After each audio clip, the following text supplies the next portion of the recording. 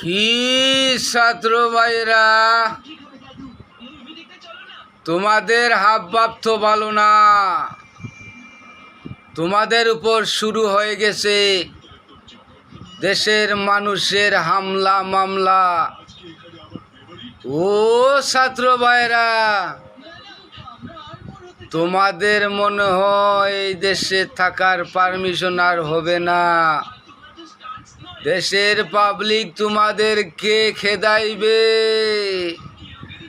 হাসিনা যেইভাবে দেশ ছাড়ি পলাইছে, তোমরাও সেইভাবে পলানির ভাব ধরছে। ও সমন্বয়কেরা, ও ছাত্র ভাইয়েরা, হাসিনা না হয় ইন্ডিয়া গেছে, তোমরা যাবা কুনাই? এইবার বুঝবা চাচারা কত দানে কত চাও।